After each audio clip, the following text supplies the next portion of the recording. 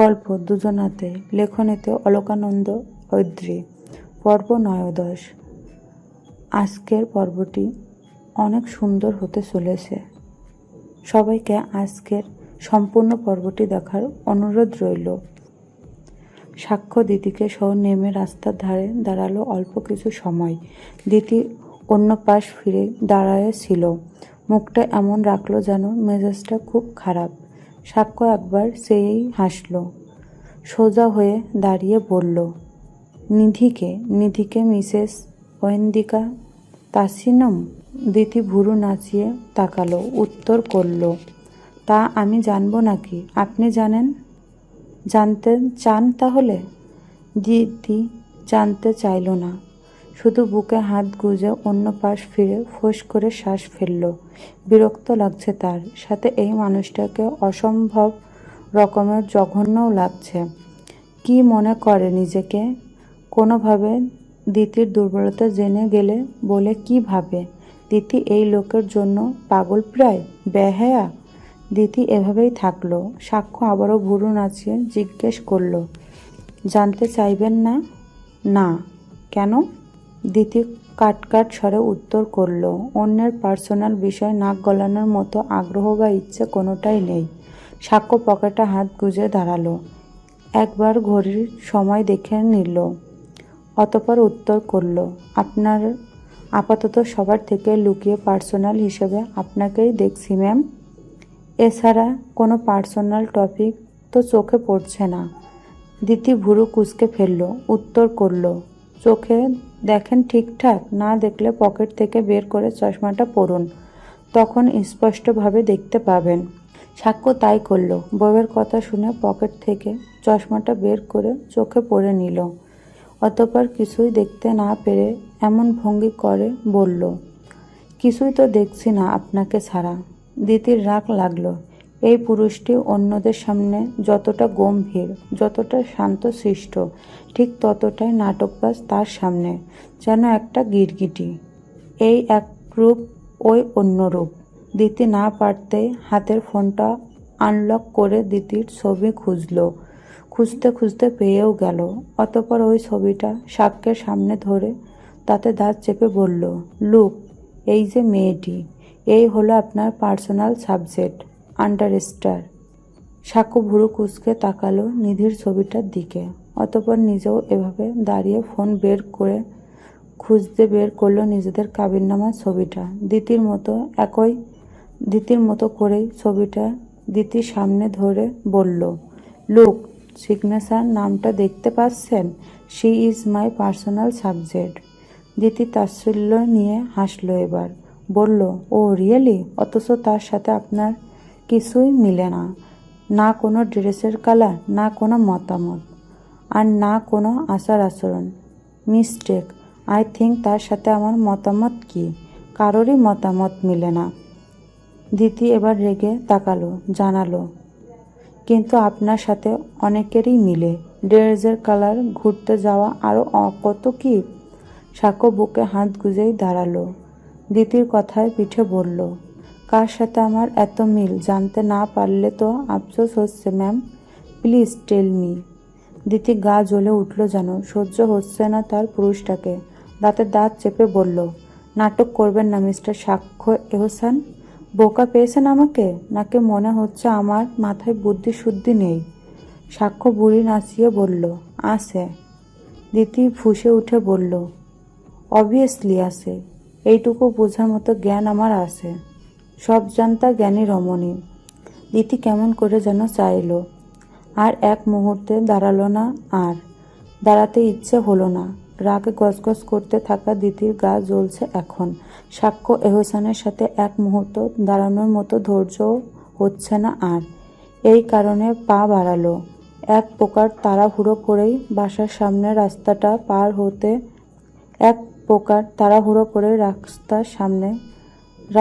পার হতে নিতেই একটা রিকশা সামনে পড়তেই পেছন থেকে কেউ হাত টান ধরল। হ্যাঁচকা একটা টান দিয়ে পেছনের দিকে টেনে নিতেই দিতি বোকার মতো চাইল, আরেকটু হলে রিকশাটা মেরে দিত বোধহয়। যদিও রিকশার আঘাতে দিতি মরত, তবুও কেন বাঁচালো তা ফিরে চাইতেই দেখল সাক্ষ্য। মুখে বলল, অদিতি আন্টির মেয়ে এত বেশি জ্ঞানী, অথচ পথে ঘাটে এভাবে গাড়ি ঘোড়ার নিচে পিষ্ট হয়ে মরে যাচ্ছে। বিষয়টা তো দুঃখজনক। সাবধানে চলাফেরা করেন না কেন? দিতি কাটকাট স্বরে বলল, মিথ্যে দুঃখ দেখাতে আসবেন না একদম। দুঃখ দেখানো যায় মিসেস দিতিকা। আপনার মতো মানুষদের লোক দেখানোর দুঃখ দেখা যায়। আর দেখা যায় আপনার সাথে ভার্সিটির মেয়েদের আদুরে প্রেম কাহিনী। খুব জোশ। প্রতি সপ্তাহে একটা একটা করে প্রেম কাহিনী দেখাবেন, কেমন? ওকে, সঙ্গ দিয়েন আমাকে। দিতি মুহূর্তেই ফিরে চাইল। বুঝে না উঠে খুব রুষ্ট হয়ে বলল, কি? সাক্ষর উত্তর এলো, প্রেম কাহিনী দেখতে চান যেহেতু সঙ্গ দিবেন। একা একা তো আর প্রেম কাহিনী দেখাতে পারবো না। দিতি তির্যক চাহনিতে চাইল। পর মুহূর্তে নজর ফেরাতে দেখা গেল সাক্ষ্য নিজের ফোনটা ফের আবারও দিতির দিকে তুলে ধরল। গম্ভীর স্বরে বলল, লুক মিসেস সাক্ষ্য এহসান। দিতি ভুরু জোড়া কুঁচকে নিয়েই তাকালো। সাক্ষ্যর দিকে না তাকিয়েই চাইল ফোনের স্ক্রিনে। সেখানে সাক্ষ্যর সাথে দেখা গেল আরও তিনটে যুবককে। চারজনের মুখে হাস্য উজ্জ্বল। পেছনের দৃশ্য দেখে বোঝা গেল এটাও একটা মেলা। যেমন মেলার সিন নিধির দেওয়া ছবিতে ছিল।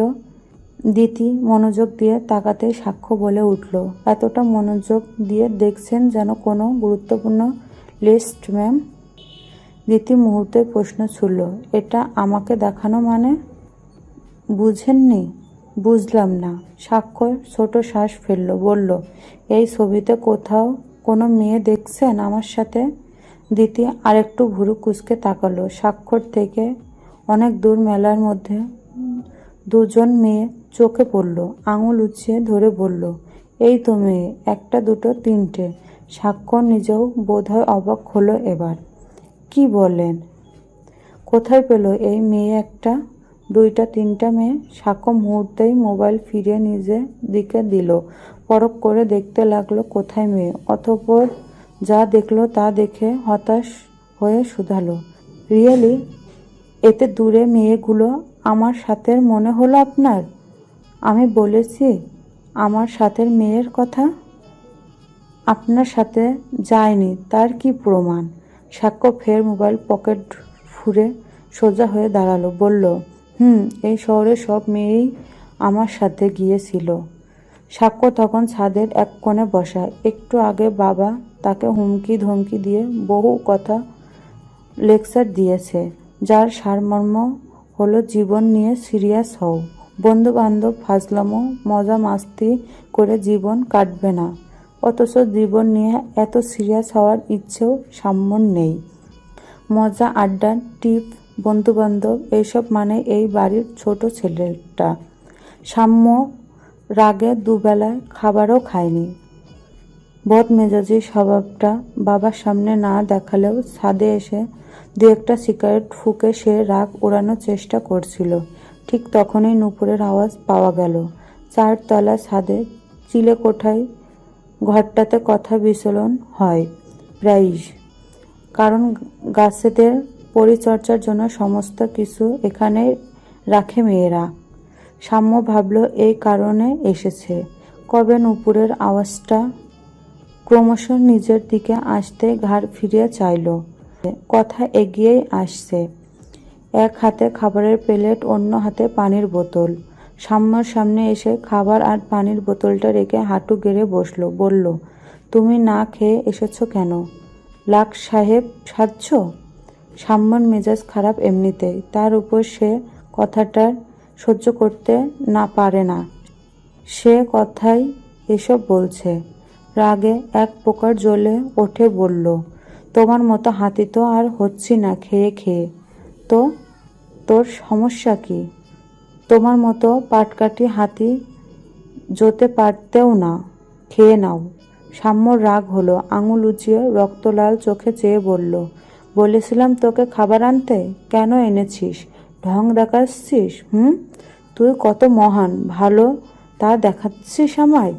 কথা ছোট স্বরে বলল, না, খেয়ে নাও, বড় মামাকে আমি বুঝিয়ে বলবো। বাহ, এসেছেন মহান মানবী। তুই বুঝিয়ে বললে আমি খুব খুশি হয়ে যাব। তুই তো সব নষ্টের মূল, আবার আমার সামনে ভালো সাজিস। কথা ছোট শ্বাস ফেলল, বলল, তোমার কেন মনে হয় আমি ভালো সাজি? আমি সত্যিই তোমায় ভালো চাইতে পারি না? পারিস না। তোকে আমায় বিরক্ত লাগে। বিরানির মাঝে এলাচি যেমন তেমন তুই। আমাদের পরিবারের কোথা থেকে উড়ে এসে জুড়ে বসেছিস। কথা এবারে ছোট শ্বাস ফেলল, বোধ হয় কষ্টও পেল, তবুও চেয়ে ছোট শ্বাস ফেলে বলল, আচ্ছা, এখন খেয়ে নাও, বিকাল হয়ে যাচ্ছে। দরদ দেখাবি না, কাঁথার বাচ্চার কাঁথা। মেজাজ খারাপ হলে তোকে ছাদ থেকেও ফেলে দিব। ফেলে দাও। সাম্য হাসল এবারে, হাতে সিগারেটটা অবলায় ফেলে দিয়ে বলল, অবশ্য তোর আস্ত এক ডাইনোসরকে কি করে ফেলবো? যা ওজন করেছিস আমার বাপের টাকায় খেয়ে খেয়ে।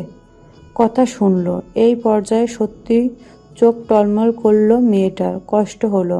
গলার কাছে কান্নাটা এসে জমে রইল যেন। কথা শুনল, ঢোক গিলল। কথা শুকনো ঢোক গিলল। এভাবে খাবারটা রেখে গিয়ে উঠে দাঁড়ালো। যেতে যেতে কোনো রকমে বলল, যদি মন চাই খেয়ে নিও, তোমার পছন্দের কাচ্চি আছে। বড় আম্মু আমি কেউই খাইনি এখনো। বড় আম্মু বলেছে তুমি খেলে খাবে।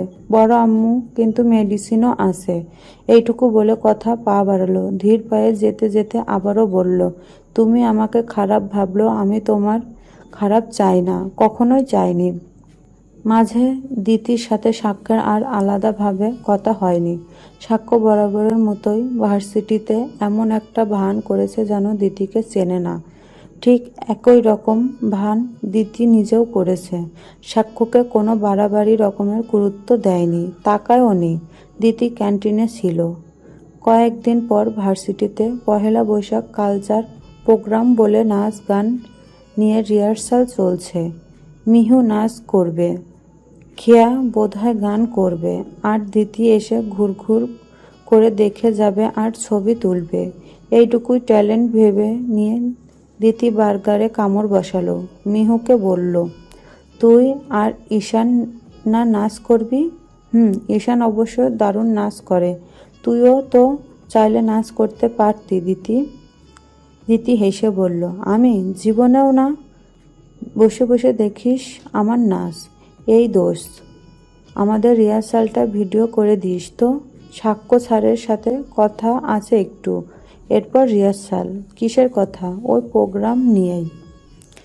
দিতি মানল। অতঃপর খেতে খেতে দুবার এদিক ওদিক চাইল।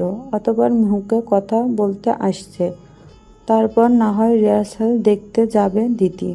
অতঃপর মিহু কথা বলে এলো মিনিট 15 পর। এসেই বলল, সাক্ষ্য স্যার তো দারুণ গান গাইরে দিতি। প্রোগ্রাম ছাড়ো গান গাইবে? বাহ বাহ, গিটারও বাজাতে পারে, দারুণ। দিতি শুনল। পুরনো কথা নয়, সে জানে এটা। তবুও চোখ মুখে বিষণ্ণ নিয়ে বলল, কি তাই নাকি? তাহলে তো এবার সবার কণ্ঠের উপরও প্রেম পড়বে। কণ্ঠে প্রশংসা করতে করতে ভার্সিটি উঁচিয়ে দিয়ে বলল, প্রশংসা করার বিষয়, প্রশংসা করবে না? দিতি মাথা নাড়াই জানালো, অবশ্যই অবশ্যই, কেন করবে না। অবশেষে প্রোগ্রামের দিনটা হাজির হলো। দিতি 3 বান্ধবীর পরনে লাল সাদা শাড়ি, কানে গুজেছে লাল গোলাপ, সাথে ভার্সিটির সবটাই জুড়েই রঙিন সাজ। দিতি ঘুরে ঘুরে দেখছিল। ভার্সিটির অলিগলি ঘুরে ঘুরে নিজ ডিপার্টমেন্টে হাজির হলো। অতঃপর 3 গল্প গুজব করল। এর অনেক পরেই গানের আয়োজন শুরু হলো। মিহুদের তখন নাচের রিহার্সাল চলছিল শেষবারের মতো। স্টেপগুলো সহ বিভিন্ন কিছু মিলিয়ে নিচ্ছিল। ঠিক সেই মুহূর্তে শোনা গেল সাক্ষ্য আর নিধির যৌথ গান। নিধির পরনে লাল সাদা শাড়ি, সাক্ষ্যের পরনে সাদা পাঞ্জাবি, হাতে গিটার। এক হাতে আলতো করে সুর তুলছিল। পাশে দাঁড়িয়ে দিতি সবটাই মনোযোগ দিয়ে দেখছিল। দারুণ দারুণ মানিয়েছে দুজনকে। আশেপাশে তখন নানা রকমের গুঞ্জন। এমনিতেই ভার্সিটিতে এই দুজনকে নিয়ে গুঞ্জন ছিল, তা যেন আজকের অনুষ্ঠান পরিপূর্ণ হলো। কেউ ছবি তুলছে, কেউ ভিডিও করছে, আশেপাশে শুধু বাহবা।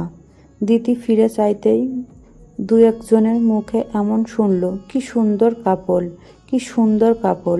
সাক্ষ্য স্যার আর নিধিকে সত্যিই কি দারুণ মানিয়েছে রে। দিতি শুনে আবারও সুচালো নজরে চাইল, ফের আবারও শুনল ভিড় থেকে, সেরা সেরা সেরা কাপল। দিতি সহ্য হলো না। একেই তো নিধি স্বার্থর সাক্ষ্যকে সহ্য হয় না, এখন আরও হচ্ছে না। গা জ্বলছে, রাগে জেদে বসে বসে শুধু সুচালো নজর পরখ করছিল সবটা। দূরে থেকে দেখে দেখে রাগ পুষছিল আর বিড়বিড় করলো, মিস্টার সাক্ষ্য এহসান, ভার্সিটিতে কাপল মেমোরি রাখার এত ইচ্ছে তাই না? রাখুন, আমিও রাখবো। এইটুকু বলে উঠে দাঁড়ালো। নাকটা লাল হয়ে উঠেছে মেয়েটার, চেহারা হয়ে গেল রক্তিম। রাগে জেদে উঠে হনহন করে পা বাড়ালো ডিপার্টমেন্টের দিকে। তখন শেষবারের মতো নাচের রিহার্সাল হচ্ছিল। অতঃপর সাক্ষ্য এহসান উপরের রাগ পুষতে থাকা দিতি এখানে গিয়ে থমথমে মুখে বলল, আমিও নাচ করব। সিনিয়র আপুরা দিতির পরিচয় ভাব ভালো দিতিকে রিকোয়েস্ট করছিল নাচের জন্য, তবে তখন দিতি রাজি হয়নি। হুট করে এই মুহূর্তে এসে বললে উত্তর করল, এখন কিভাবে দিতি, তুমি তো রিহার্সালও করনি, নষ্ট হবে নাচগুলো। একক নাচবে? গান সিলেক্ট আছে, প্র্যাকটিস করেছো? দিতি উত্তর করল, না আমি পারবো, মিহুর বদলে নাচ করব, ওকে বাদ দিয়ে আমায় নিন। মিহু বেচারা মুখ নারাজ করে তাকালো, বলল, কেন? দিতি যে রেগে আছে বুঝতে বাকি নেই মিহুর। এই প্রশ্নটা শুনেই ফের রেগে বলল, আমার ইচ্ছে তুই পরের বার নাচিস, এবার আমাকে নাচ করতে দে, বিনিময়ে সিনিয়র ভাইয়ের সাথে পথ ক্লিয়ার করে দিব। মিহু হয়তো রাজি হতো না, তবুও বান্ধবীর থতমত মুখ দেখে রাজি হলো, বলল, আচ্ছা কর। বহু কষ্টে সিনিয়র আপুদের মানানো হলো। অতঃপর ঈশানের সাথে নাচ চালিয়ে নাচের স্টেপগুলো দেখানো হলো। দিতি মনোযোগ দিয়ে প্র্যাকটিস করলো, যেন নাচ করবেই জেদ চেপেছে, এবং এই জেদের কারণেই হয়তো বা প্রথমবারে প্র্যাকটিস করে দিতি ঈশানের সাথে নাচটা খুব ভালোই করলো। ঠিক তখনই ওখানে সাক্ষ্য এলো। বোধহয় টাইমটা বলতে এসেছিল, কিন্তু এসে এক কোণে ঈশানের হাতে দিতির হাত, আর এতটাই কাছাকাছি দেখে দুজনের নাচের স্টেপগুলো দেখে সাক্ষ্য ভুরু কুঁচকায়। বাম ভুরু উঁচু করে সরু চাহনিতে চাইতে সিনিয়রদের মধ্যে থাকা মুনিয়া এগিয়ে এলো, জানালো মিহু সমস্যা হতে ওর বদলে দিতি নাচ করবে। সাক্ষ্য ভুরু বাঁকালো, মনোযোগ দিয়ে দিতির পদক্ষেপগুলো দেখে হঠাৎ করে মনে হলো সাক্ষর বোধহয় ঈশানকে হিংসে হচ্ছে। বউ তাই কবুল বলেছে তারই নামে, অথচ শাড়ি পরে নাচ করছো অন্যজনের সাথে। কাছাকাছি দাঁড়িয়ে আছে, আবারও হাত ছুঁয়ে আছে সেই ছেলেটা, যে ছেলেটা সে কিনা দিতিকে পছন্দ করে। সাক্ষ্য নীরব থেকে তাকিয়ে দেখল, অতঃপর হুট করে গম্ভীর গলায় বলল, দিতিকা তাহনিম, এদিকে আসুন। এভাবে হুট করে আপনাকে নাচে নেওয়া হবে না। দিতি আর ঈশান তখন থেমে তাকালো। তখনই দুজন কাছাকাছি দাঁড়ালো। সাক্ষ্য আবারও বলল, কি বললাম আপনাকে, এদিকে আসুন, কথা আছে। দিতি কপাল কুঁচকায়, না পারতেও গিয়ে দাঁড়ালো সাক্ষ্যের সামনে। সাক্ষ্য ফের আবার বলল, মিহিমা জান্নাত রোলটা আপনার ছিল না, আপনি করবেন নাচ, ওকে? আর আপনি আমার সাথে আসুন। শেষে দুই বাক্য দিতিকে উদ্দেশ্য করে বলেই সাক্ষ্য পিছু ঘুরল। পা চালাতে চালাতে দ্বিতীয় পা চালালো। কি জন্য ডেকেছে?